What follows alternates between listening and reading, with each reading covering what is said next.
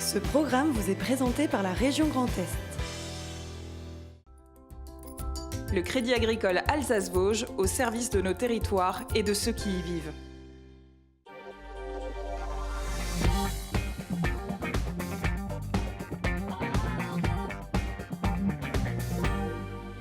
Madame, Monsieur, bonsoir. Bienvenue pour une heure d'actualité 100% Alsace, 100% régionale. Et ce soir, une méthode pour se sentir bien dans sa peau. C'est du self-défense, c'est de la préparation physique, c'est du bien-être. Franck Ropers, ce monsieur, nous présentera sa méthode Ropers Évolution. C'est l'invité de 24 heures en Alsace. Gaël Siffer pour le Vodstock Project. C'est tout simplement de l'excellente musique interprétée en alsacien. Ça sera à découvrir. Delphine Vespizer, elle, CCRA, à de la country. Ça se passait bien sûr en Alsace pour notre Miss France. Et Vera Bossiac et son invité Cédric, vous le découvrez. Cédric Arnaud est animateur radio à Énergie. Ce sont nos invités avant cela. Le JT, Anna Britz.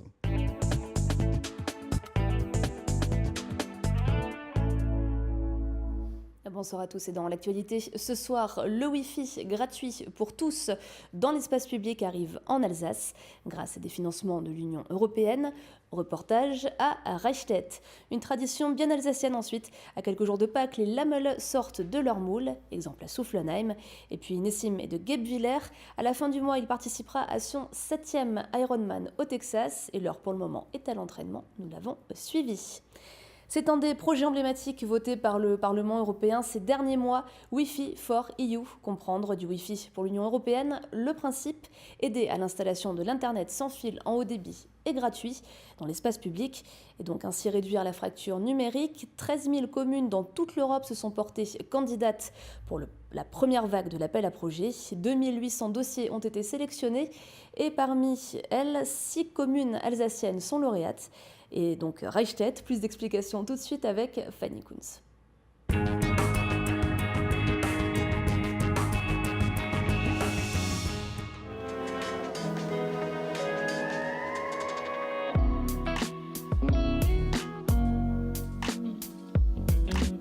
Se promener et pouvoir se connecter à Internet dans tous les espaces publics, un rêve pour certains, bientôt une réalité pour d'autres.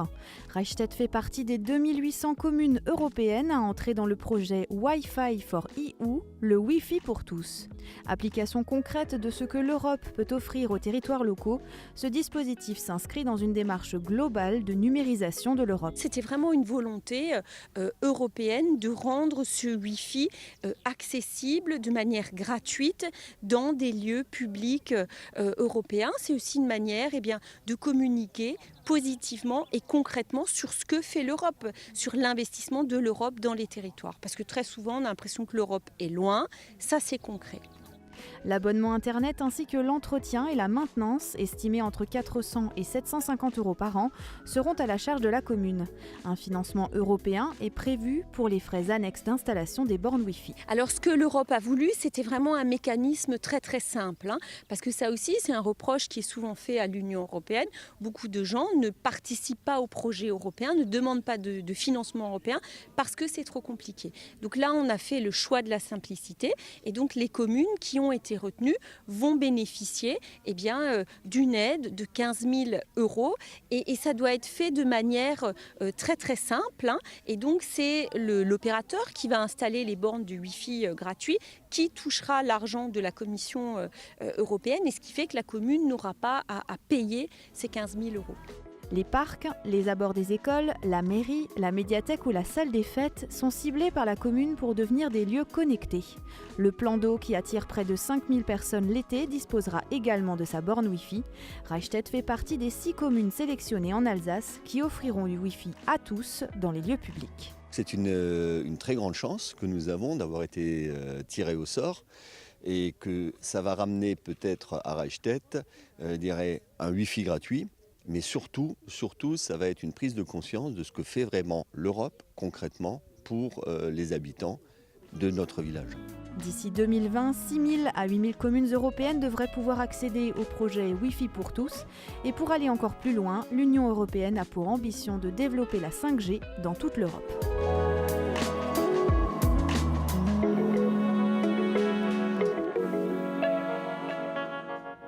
À quelques jours de Pâques, les chocolatiers ne sont pas les seuls à s'affairer. Qu'ils soient pâtissiers amateurs ou professionnels ou gourmands, les amateurs de Lamele sortent leur moule. Une tradition bien alsacienne. Reportage à Soufflenheim, Adeline Piron. Ensuite, on va procéder à l'assemblage. Sur la terre des potiers, on s'affaire à quelques jours de Pâques. À Soufflenheim, Sylvie Marie prépare des moules que l'on ne rencontre nulle part ailleurs. Et mémoire de Lamele, ici, la méthode est artisanale.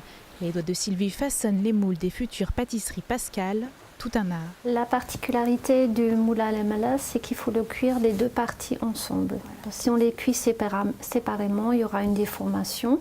Et lorsqu'on mettra la pâte peut couler entre les deux parties.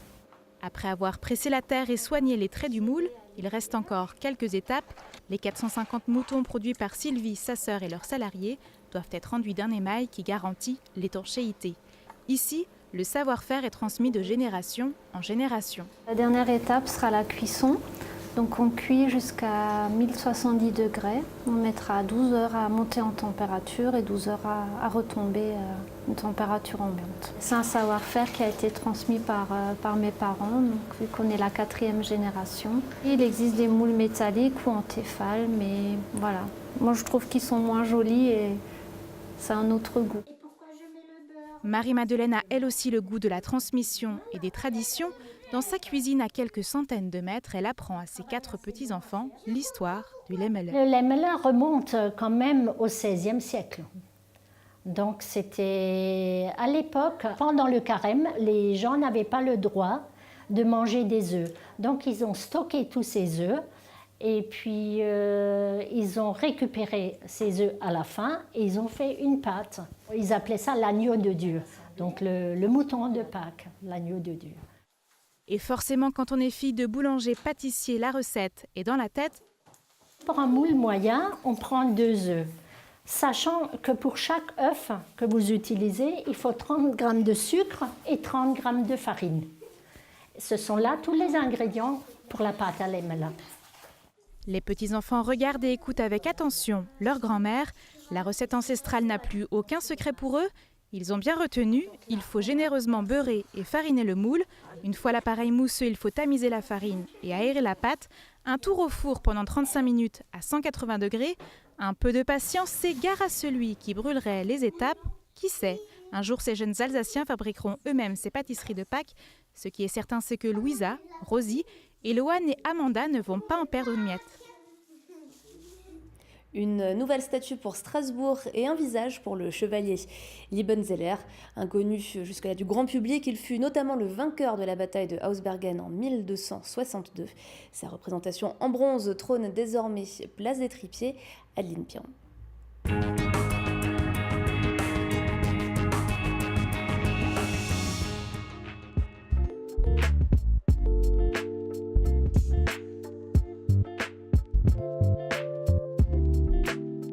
Après 3 ans d'aventure et quelques péripéties supplémentaires lors de son installation, le chevalier Liebenzeller a enfin rejoint la place des Tripiers. Mais le suspense subsiste avant son inauguration et l'on essaie de deviner la statue de l'homme à l'arbalète sous cette cape européenne. Le mastodonte de 2,60 m de haut pour 700 kg a pu voir le jour grâce à la Fondation pour Strasbourg. Quand vous avez un personnage qui est ce que j'appelle un oublié de l'histoire, si vous voulez qu'on parle de lui, il faut marquer un geste. Le geste le plus beau que je pouvais trouver, c'était une statue. Et il la mérite très largement. Il a une importance fondamentale pour cette ville. Parce que si Strasbourg n'avait pas été à ce moment-là une ville libre, Strasbourg n'aurait pas eu le rôle important qu'elle a eu dans tout le bassin rhénan par la suite et même en Europe.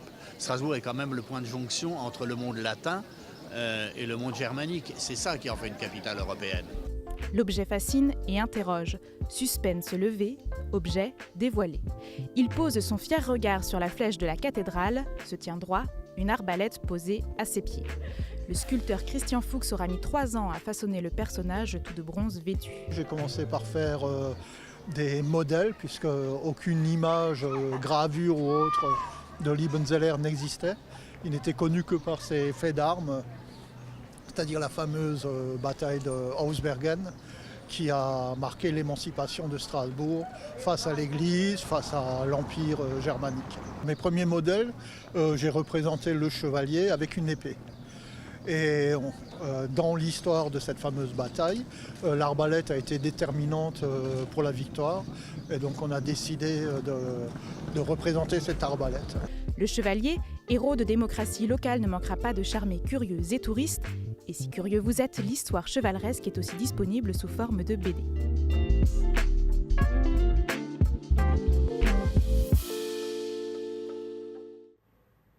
« 3,8 km de natation, plus de 180 km de cyclisme et un marathon. C'est ce que Nessim Kerkouri s'apprête à faire dans 10 jours. Cet habitant de Guebwiller participera à son 8e Ironman le 27 avril prochain au Texas. Marine Zis l'a rencontré ce matin à l'entraînement. Il est 6h30 et Nessim Kerkouri est déjà dans l'eau. Rien de choquant pour lui puisque toutes ses journées commencent tôt. Il enchaîne chaque jour 2 à 3 entraînements dans chaque discipline. Moi à la base je reviens de la course à pied, donc j'ai quelques facilités en course à pied. À vélo j'ai pas mal progressé ces dernières années. Disons que le gros travail il est derrière moi dans l'eau quoi. À peine ses longueurs finies, changement de tenue et de décor pour un entraînement de course à pied. Voilà 4 ans que ce triathlète avale les kilomètres dans l'eau, à pied et sur un vélo. Mais avant cela, il a notamment pratiqué de la danse et de la boxe à haut niveau. Ça me suffisait pas. J'ai connu une lassitude, il me fallait quelque chose pour me dépasser. Et après on m'a parlé du triathlon. Et ensuite j'ai testé mon premier triathlon en 2015. Et là je me suis dit ça y est, c'est pour moi. Nessim Kerkouri avoue que ce n'est pas toujours facile de s'entraîner aussi dur.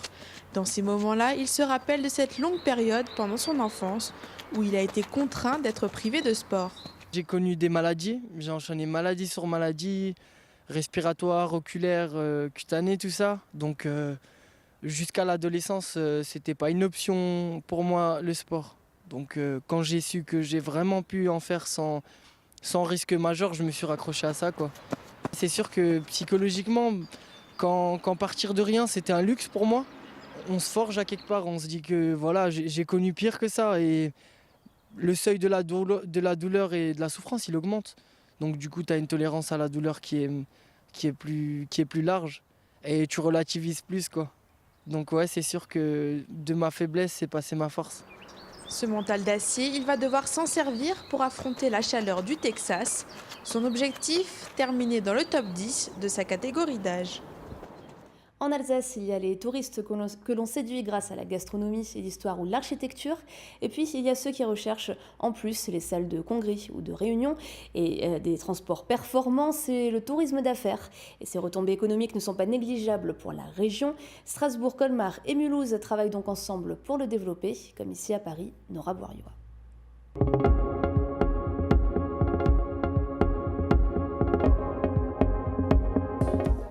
Congrès, conventions d'entreprise, séminaires, depuis 2012, Strasbourg, Colmar et Mulhouse font la promotion du tourisme d'affaires ensemble sous la bannière Meet in Alsace.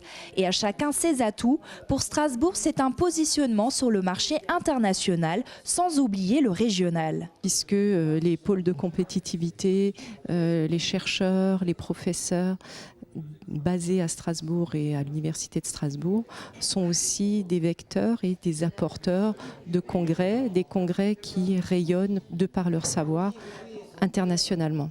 Mulhouse mise, elle, sur la créativité dans les domaines du numérique et de l'artistique. Parmi ses produits d'appel, Motoko, les artistes résidents proposent de faire des scénographies différentes pour chaque événement au sein de la friche. C'est-à-dire que chaque projet est travaillé différemment et fait sur mesure avec, ça peut être des artistes différents pour créer à chaque fois un décor unique. Et c'est vrai que créer une ambiance dans un grand bâtiment brut, c'est pas toujours facile, eux savent vraiment le faire. Quant à Colmar, elle n'est pas juste la capitale des vins d'Alsace, elle est aussi ville-congrès. Elle possède de nombreuses infrastructures pour accueillir des événements et elle n'est située qu'à 2h20 de Paris grâce au TGV. Très clairement, il y a une méconnaissance aujourd'hui du fait qu'on peut venir directement de Paris-Est à Colmar 4 fois par jour en TGV direct, avec des arrivées le matin assez tôt pour pouvoir travailler et repartir le soir ou passer un séjour. Donc c'est vrai que là, il y a encore une méconnaissance. L'Alsace souhaite devenir une destination de référence pour l'accueil du tourisme d'affaires. Les retombées économiques de ce secteur en Alsace sont estimées à 148 millions d'euros et 2300 emplois. RGDS, partenaire des Alsaciens qui s'engagent. place à l'image du jour, Oliviane. Toujours aussi classe, le site des vignobles alsaciens vineonewsalsace.com. Il revient bien sûr sur le concours des grands vins blancs du monde qui a consacré un Riesling alsacien bien sûr, mais il vous propose surtout de superbes articles et vidéos sur l'actualité des domaines et le travail des viticulteurs. Enfin, l'agenda vous permet de planifier vos sorties œnologiques dans notre région. Et voilà pour le JT, merci beaucoup Anna, on accueille le plateau Alsavin. Vera, venez sur ce plateau avec Cédric de Énergie, accompagné de nos invités Gaël Siffer et Franck Ropers. On va parler d'ailleurs avec Franck Ropers de cette méthode que je tiens en main, méthode de Franck Ropers, pour avoir plus de confiance en soi, savoir peut-être aussi se défendre. Tout ça, c'est juste après la météo. Synchro, c'est nouveau et près de chez vous. 3 métiers rassemblés, un objectif partagé, gagnez votre sérénité. Pour nous connaître, synchro-imo.fr.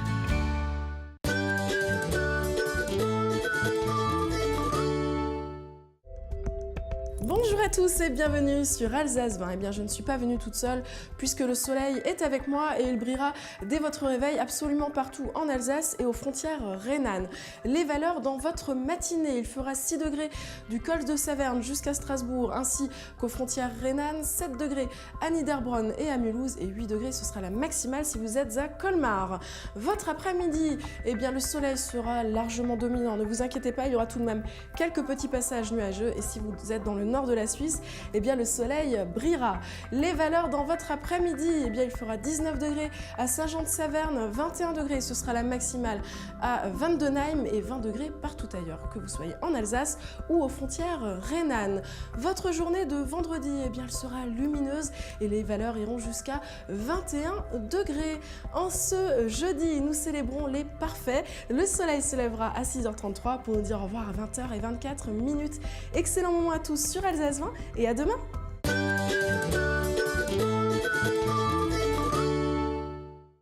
Synchro, c'est nouveau et près de chez vous. Venez nous rencontrer à Strasbourg, à Haguenau, Mulhouse et bientôt à Colmar ou sur synchro-imo.fr. Et on parle de ça ce soir avec notre invité Franck Ropers. Comment allez-vous Franck ? Pleine forme. On va parler de votre méthode, self-défense, prépa physique, bien-être, confiance en soi.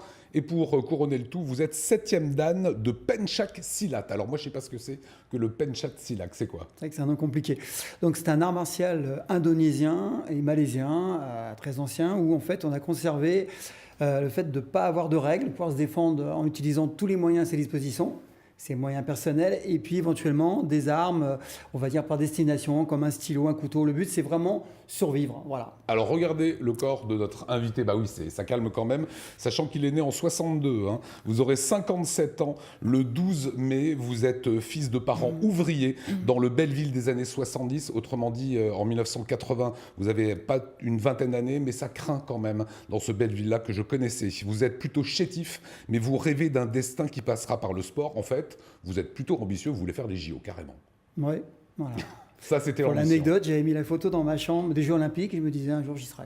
Et un jour, une blessure au dos va mettre fin à vos rêves. Fini l'athlétisme, place aux arts martiaux. C'est quoi ? C'est le petit gamin qui est un peu chétif, qui se dit dans le Belleville des années 80, j'ai envie moi aussi de savoir me défendre. À cet âge-là, on a 3 solutions. Soit on se soumet, soit on fuit, ce qui n'était pas possible, je n'allais pas fuir à cet âge-là, soit on trouve une solution. Donc j'ai opté pour la 3e solution, j'ai cherché une solution, à savoir me faire un corps fort et savoir me battre pour effectivement survivre dans un milieu, on va dire, qui est assez difficile. Ça a été bodybuilding au départ, culturisme fallait se faire non, un corps. C'était l'athlétisme, où j'ai commencé la musculation, donc mon corps a changé, j'ai commencé à prendre confiance en moi sur le plan physique.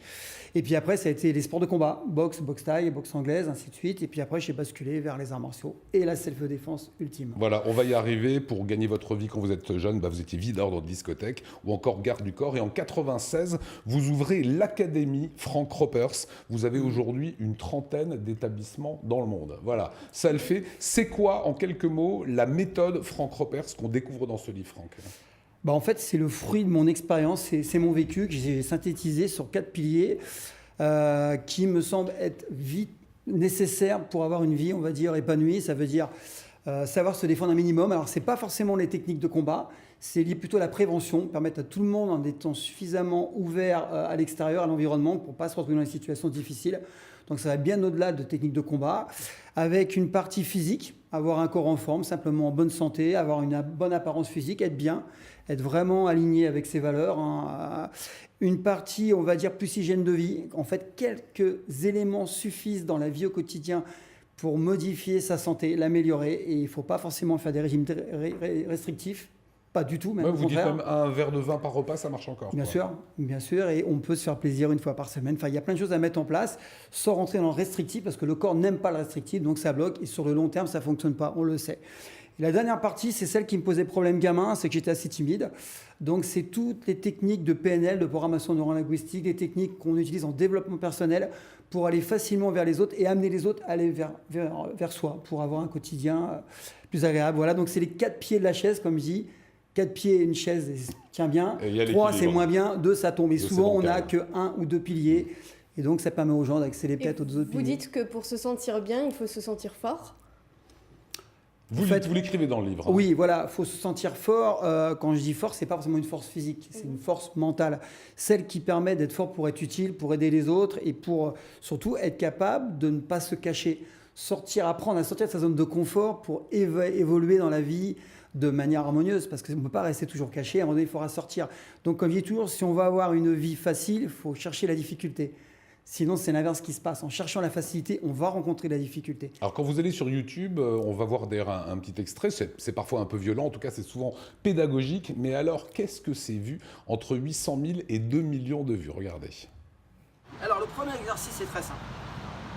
Vous allez ici inspirer, bloquer, contracter tout le corps, du sommet du crâne jusqu'aux pieds. Ici.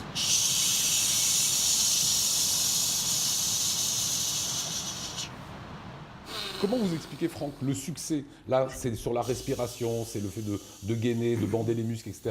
Qu'est-ce qui fait le succès de votre méthode et de vos vidéos?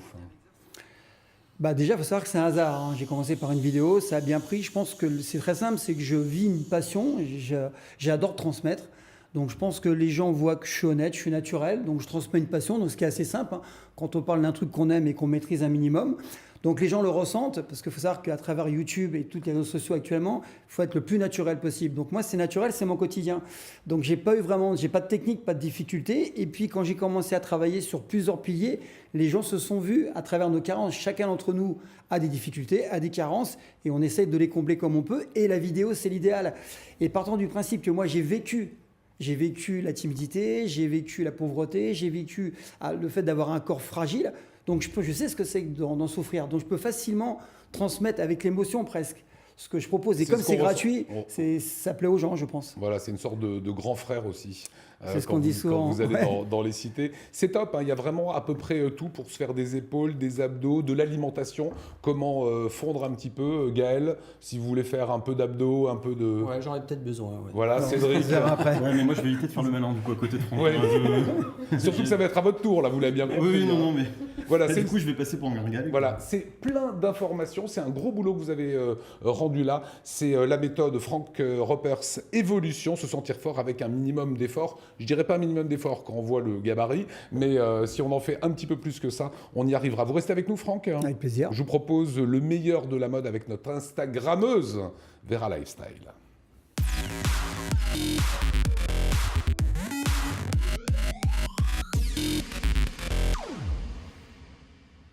Et salut Bissam. Alors ce soir nous allons parler de ce métier qui fait rêver les jeunes. C'est bien sûr animateur de radio. Et qui de mieux pour parler de cela que Cédric de Énergie Radio. Bonsoir Vera, tu m'as mis la pression du coup là. Allez, jingle. Alors Cédric, ça fait combien de temps que tu fais de la radio? Oula, sortez la calculette. J'ai commencé à 15 ans. En fait, j'ai commencé à 15 ans. Je viens de démarrer un CAP de menuiserie et j'ai compris au bout de 20 minutes à la menuiserie que ce serait pas pour moi. C'était pas ton truc. Non. Je suis arrivé à la radio en fait la première fois et j'ai entendu, il y avait dans l'atelier en fait, je salue d'ailleurs mon ancien patron à Wettelsheim dans une petite menuiserie, il y avait une radio et je suis arrivé dans la menuiserie le premier jour, je me suis dit non les gars en fait, c'est pas des meubles que je veux faire, c'est là, c'est ça. C'était Énergie ? Non, alors même pas en fait. Non, c'était je me souviens, sur Azure FM, et c'est sur cette radio-là que j'ai fait mes premières armes à Célestat. Alors c'est quoi une journée type d'animateur radio? Parce qu'on s'imagine qu'on se lève très très tôt. Oui, alors effectivement, mon chef regarde l'émission, donc je me lève très tôt et je viens très tôt à la radio. Non, je viens en général en tout début de matinée. Alors, moi, j'ai 2 postes en fait. Par exemple, chez Énergie, je m'occupe aussi un petit peu de la promo, des partenariats, des réseaux sociaux. Et à l'antenne, à quelle heure? À l'antenne de 13h à 17h. Donc essentiellement, le boulot le matin, c'est de voir l'actu de la ville, se renseigner sur ce qui se passe, et préparer l'émission, préparer la programmation musicale. Et puis on te voit aussi faire la fête là. Ouais, ah oui, j'ai vu le petit extrait de la Foire au Vin. Oui, non, alors, je t'avais envoyé ça, mais c'était un petit moment où l'année dernière à la Foire au Vin, où on vient me chercher au VIP pour me dire, écoute Cédric, il y a 5 minutes à combler, est-ce que tu peux mixer? Je sais pas mixer. Bah oui, mais il faut mixer quand même. C'est pas du tout le même métier, c'est un vrai métier DJ. Et du coup, j'ai fait des jaloux auprès de mes amis DJ, parce que je me suis retrouvé au final au platine de la nuit blanche de la Foire au Vin devant 10 000 personnes, alors que bon, je suis pas DJ quoi. Et qu'est-ce qui te plaît le plus dans ce métier? C'est ce contact avec le public ou quand tu es derrière dans le studio? J'aime beaucoup être en studio en fait et parler de ma ville, parler de ce qui se passe, mais non pas de ce qui se passe à 1000 km, parce que ce qui se passe à Bordeaux au final on n'en a pas, enfin c'est pas qu'on n'en a pas grand chose à faire, mais ce qui m'intéresse c'est de parler de ce qui se passe en bas de la radio, du concert, du coin. Là par exemple on a rentré des Strasbourgeois Amour, un groupe strasbourgeois, on les a rentrés à la radio, bon bah voilà, c'est des gens de la ville, ouais. Moi, c'est ce que j'aime. C'est du régional, comme Alsace 20.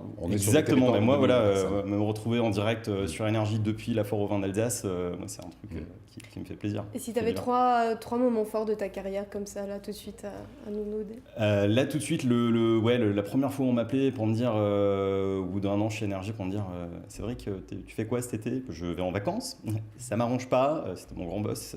J'ai besoin de toi pour un remplacement à Paris. Alors là... Ça l'a fait, visiblement. Je suis encore là, donc c'est bon. Et non, après, s'il y a un deuxième moment que je retire, en fait, c'est cette émission que j'ai fait où je ne me souviens absolument pas de ce que j'ai dit, parce que je savais que dans les heures qui allaient venir, j'allais devenir papa. Et où ma petite fille est née pendant l'émission, on m'appelait, on me dit là, il faut que tu viennes, tout de suite. Donc ouais, non, c'est un des moments forts. Et puis évidemment, là, pour le coup, c'est beaucoup moins positif, mais au lendemain des attentats, on devait être à l'antenne tout de même. Et là, c'était un peu compliqué parce qu'il fallait s'adapter. C'est un moment fort, triste, mais fort, mais bon, voilà. Oui, c'est pas le même discours. Oh, j'ai plombé le moral. Non, tout va bien. Si tu avais un conseil maintenant à donner aux personnes qui nous regardent pour faire ce métier, ça serait quoi? Juste d'être passionné, d'avoir envie et de foncer, de surtout pas écouter ceux qui disent ah non, tu n'y arriveras pas, parce que si tout le monde peut y arriver. C'est la méthode Frank Ropers. Hein. Voilà. J'ai lu le livre. Non, mais c'est vrai, et puis maintenant c'est beaucoup plus facile depuis chez toi, par exemple, tu peux faire de la radio, une petite carte son, un ordinateur, un micro, tu peux faire par exemple ne serait-ce qu'un podcast pour parler de mode, parler de ce que tu veux.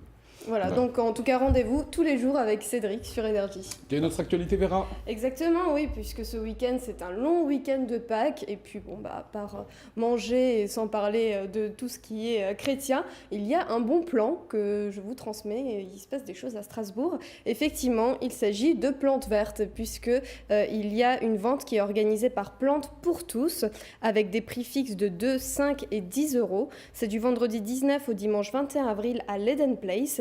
Donc il y aura également un atelier terrarium où, Lionel, vous pourrez faire votre petit jardin. Exactement. C'est la 3e édition à Strasbourg, mais ils sont également présents dans plus de 11 villes en France et en Belgique. Et vous pouvez également passer votre commande sur l'adresse qui s'affiche en dessous. Voilà, c'est ça, plantepourtous.com. Et un petit coup de cœur, allez, pour finir, 30 secondes. Alors voilà, vous pouvez les voir. Ce sont ces petites boucles d'oreilles. En fait, c'est une créatrice alsacienne qui a beaucoup de talent. Les bijoux s'appellent Calidus. Elle réalise des commandes personnalisées en fonction de vos envies. Ces bijoux sont faits main et majoritairement en laiton, associés avec divers matériaux, comptés entre 14 et 26 euros en moyenne pour acquérir une de ces créations. Voilà, très mignon. Tout ça, vous retrouvez bien sûr sur l'Instagram de Vera et sur le site, sur le blog www.veralifestyle.com. C'est le retour. Hein. Pour toi du Japon et moi, c'est le jet lag. Gaël Siffer a une grosse qualité, c'est de chanter en alsacien sur des super musiques. Et c'est à suivre juste après ça.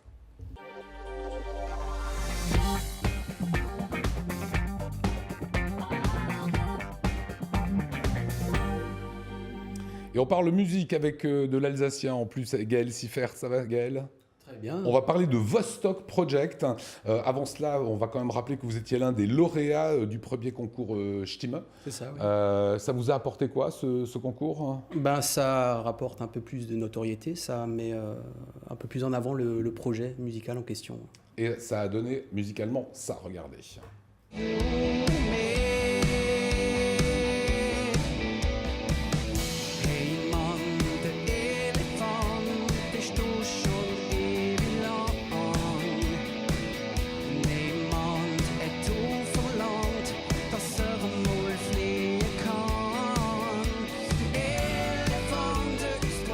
Alors c'est quoi les influences musicales? Parce que je trouve que c'est très rock, les musiques sont top, quoi. Les influences, moi j'ai beaucoup été influencé par tout ce qui a été pop rock dans les années 90. Il y a aussi des trucs un peu plus récents. Comme quel genre de groupe? Notamment, ce qui m'a beaucoup influencé, c'est les Smashing Pumpkins, qui est un groupe des États-Unis. Sinon, il y a du Radiohead, il y a du Stereophonics, voilà, dans les grandes lignes. D'accord. Alors, vous parlez parfaitement alsacien. Quelle est votre langue maternelle? Alors, ma langue maternelle, malheureusement, je ne le parle pas super bien, l'alsacien. Je le comprends très bien parce que dans ma famille, on le parlait beaucoup. Mais je suis issu d'une génération où on ne le parlait pas forcément parce que c'était... il fallait moins le faire parce qu'il y avait trop de problèmes à l'école, justement, d'enfants qui avaient des difficultés. Et donc, je fais partie de cette génération-là, malheureusement. Alors, je peux le parler, mais... Oui, en plus, vous avez pris le parti vraiment de chanter en alsacien. Mais c'est ça, et ça me pousse à le reparler et à apporter un souffle nouveau, justement, à cette langue. Alors, vous travaillez sur le projet Vostok Project, ça veut dire quoi? Alors, Vostok, ça veut dire Est en russe. Et c'est la première... J'aurais pu te faire traduire, évidemment. C'est la première capsule qui est partie dans l'espace avec Yuri Gagarin. Et la symbolique là-dedans, c'est que j'aimerais bien justement exporter l'alsacien hors des frontières d'Alsace pour le faire découvrir. Il y a plein de festivals. En Russie mais en Russie, déjà, on adore les Français et encore plus les Alsaciens. C'est vrai. Formidable, je vais aller en Russie alors. Voilà, et c'était un projet d'un 6 titres. Et ce projet maintenant voit le jour, puisque vous serez sur la scène de Bischheim, salle du Cercle, le 26 avril. À quoi il ressemble cet album? Alors il ressemble, ça parle beaucoup d'humanité, d'instant présent dans les textes, et d'environnement aussi, avec la pollution et la surconsommation. Et puis musicalement, c'est très rock, très pop rock. Et justement, petit extrait, regardez, écoutez.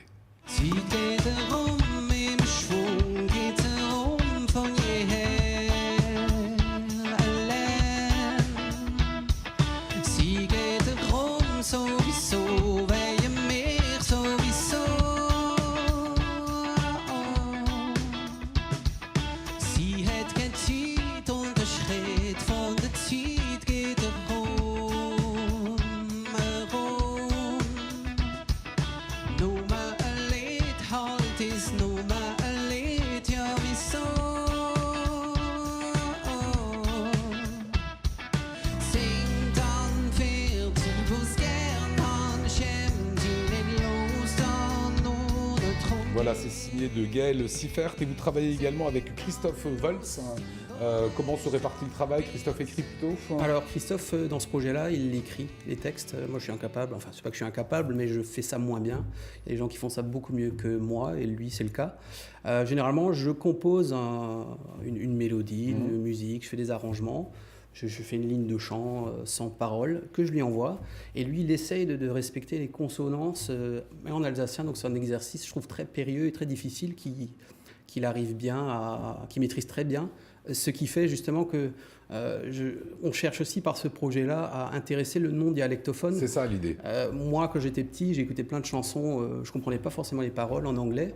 Et c'est vraiment ça l'idée que ce ne soit pas forcément de la chanson qui s'adresse qu'aux Alsaciens, qu'aux dialectophones, qu'on essaye aussi de capter l'attention de la personne qui ne comprend pas par une mélodie et un arrangement sympa. Voilà, ça sonne plutôt bien. Où est-ce qu'on pourra retrouver le nouvel album, les 6 titres? Alors pour l'instant, on pourra se le procurer à la sortie des concerts. D'accord. Voilà. Plateforme de téléchargement, non? Ouais, c'est en cours. Ouais. Ça va venir, ça va suivre. C'est ça. Ne manquez pas son concert avec une belle affiche en plus. Ça sera le vendredi, pas celui-ci, le prochain, vendredi prochain, 26 avril, salle du Cercle de Bischheim. Bravo à vous Gaël. On va terminer avec Franck, je vous libère dans quelques instants. Que dire, 20-30 secondes, à qui ça s'adresse ce livre pour être en forme, du bien-être, du self-défense? Alors à monsieur, madame, tout le monde, justement, surtout pas aux sportifs confirmés, c'est faire voir qu'avec quelques petits gestes au quotidien et quelques réflexes, en fait, on peut améliorer considérablement son quotidien en termes de santé, en termes de bien-être, de confiance en soi. En fait, il ne faut pas grand-chose. C'est vraiment une synthèse de ma vie. Donc, je trouve que les retours que j'ai, justement, c'est que ça reste vraiment à ceux qui n'ont pas envie de prendre beaucoup de temps pour faire des choses. C'est vraiment la loi Pareto appliquée au livre. C'est la loi des 80-20, hein, où en fait, le minimum de choses peut faire changer beaucoup de choses. Voilà, et c'est bourré de très bons conseils. La méthode Ropers Evolution. Merci beaucoup, Franck. Avec plaisir. Bonne Merci route à sur vous. Énergie. Merci, à voilà. bientôt. Gaël, on vous suivra. Vera, très bon week-end. Et nous, on va repartir dans l'actualité avec Au cœur de l'Europe, en partenariat avec nos voisins de Baden TV. Ça sera suivi de l'entreprise de la semaine. Moi, je vous dis à demain, 19h. Salut.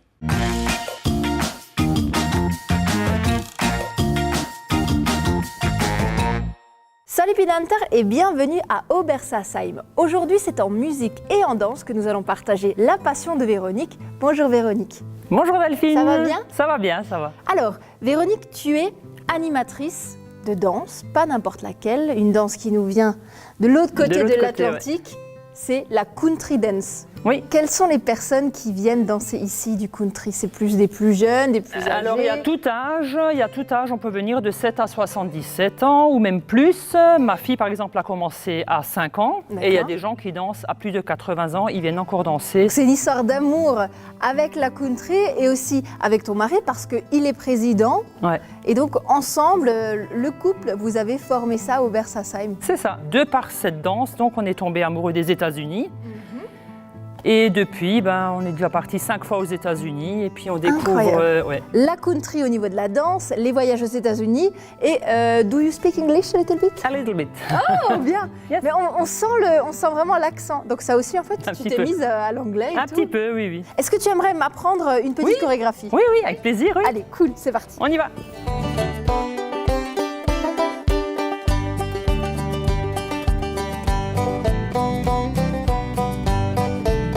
Bonjour à tous. Alors je suis très contente parce qu'on va danser ensemble. Ok, allez, avec la musique. On y va. La tenue. Et la tenue. Ah, la tenue. Et ça ira d'autant mieux. Ah ouais. C'est vrai que je sens la country là. Je me sens country. Merveilleux. Everybody wanna get rich, but nobody wants to work. Everybody wants to fall in love, but nobody wants to get hurt. Nobody wants to punch that clock, but everybody wants to get paid. Nobody wants to make love no more, everybody just wanna get laid. À la country, vous pouvez venir, pas forcément en binôme, mais il y a aussi des couples qui viennent ici et on est très heureux de vous les présenter. Alors justement, il s'agit de Monique. Bonjour Monique. Bonjour. Alors Monique, vous avez trouvé votre chéri à la country. Oui, j'étais venue à la country parce que j'aime danser et qu'à la country, justement, on n'a pas besoin d'avoir absolument un partenaire. Exactement. J'en ai trouvé un quand même. C'est quoi son petit prénom? Claude. Ah, Claude. Bonjour Claude. Bonjour. Bon, vous avez tout gagné en venant ici. La totale, voilà. La totale. Alors, oui, bravo, on peut l'applaudir, oui.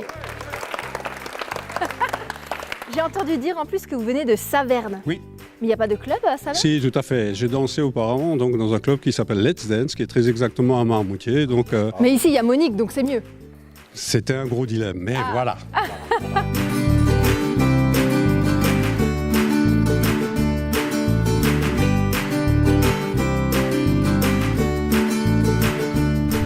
Le groupe des garçons. Bon, vous n'êtes pas très nombreux, donc ça veut dire que vous êtes très chanceux, hein, c'est ça? C'est ça. Plus ou moins, oui. Ils n'ont pas tout à fait compris ma blague. Je vais la refaire. Qu'est-ce qui vous plaît, vous, justement, dans la country? C'est la rencontre entre les gens, la musique. C'est sur ça, hein, on revient sur les rencontres. Oui, c'est ça. Mais c'est vrai. C'est le fait de bouger un peu. Ouais. Est-ce que vous réunissez aussi entre vous les autres jours? En dehors, non. Non? Ah non? On se voit juste le mardi, non. Si, les sorties. Le mardi, oui, les sorties. Oui. Je crois qu'il n'est pas au En courant dehors. des soirées. Hein, que vous... Si, il vient aussi aux soirées. Bah alors? Quelle soirée? Le samedi les soir. soirées. Ah oui.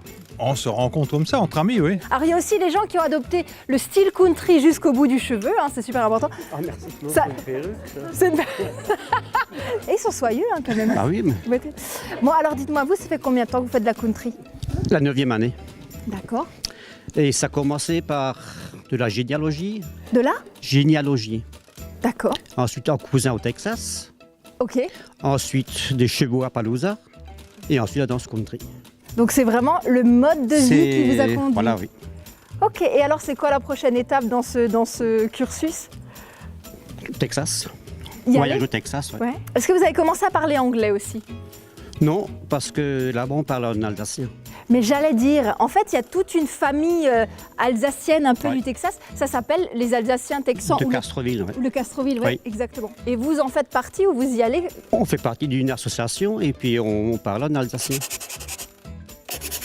Merci beaucoup Véronique et merci aux Lucky Dancers d'Obersasheim. Morrescuet et à bientôt. Aujourd'hui, nous allons partager...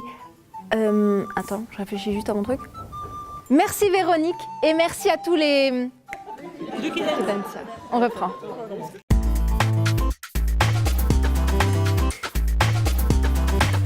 La circulation routière est responsable d'1/5 des émissions de CO2 en Allemagne. Et les plus gros émetteurs de dioxyde de carbone sont les voitures et les poids lourds. Alors pour y remédier, les opérateurs de mobilité du Bade-Wurtemberg se mettent à leur tour à l'électrique. Exemple à Bruchsal, au nord de Karlsruhe. Un bolide propre, au look rétro. Bruchsal élargit son offre de transport avec son 2 roues électrique baptisé Moritz. Le scooter devrait être une alternative au vélo électrique et à la voiture. Il devrait fluidifier la circulation en centre-ville et y faire diminuer la pollution de l'air. Un voyageur qui prend le train depuis son lieu de résidence au nord ou au sud de la ville peut, alors qu'il est encore à bord du train, réserver un scooter électrique. Il effectue sa réservation 15 minutes avant son emprunt. L'application indique où le prochain Moritz est stationné. L'utilisateur récupère dès son arrivée le scooter électrique et peut ainsi se rendre à son lieu de travail. Le paiement se fait à la minute. 21 véhicules devraient être mis en circulation à partir du 28 mars. Du côté des habitants, les avis sont partagés. Je suis un passionné de moto, mais je l'ai vendu et je pense que nous serions prêts, ma femme et moi, à nous déplacer dans la région avec un scooter. Si on pouvait l'utiliser sur la piste cyclable, pas de problème. Mais attendre au feu tricolore, au milieu des voitures et des poids lourds, je ne sais pas. Oui, je trouve que c'est bien. Cela semble important pour le futur que l'on sorte des moteurs à explosion. Moi-même, j'ai un vélo électrique. Sur les pancartes du service d'autopartage CO2-frei, c'est aussi indiqué zéro émission. Ici, 1700 personnes se partagent les voitures. 3 d'entre elles se trouvent dans la commune de Forst, non loin de Karlsruhe. Lorsqu'on parle de changement climatique ou d'énergie, cela ne sert à rien si l'on se concentre sur Karlsruhe, Stuttgart ou Mannheim. Nous devons changer les choses aussi à Forst.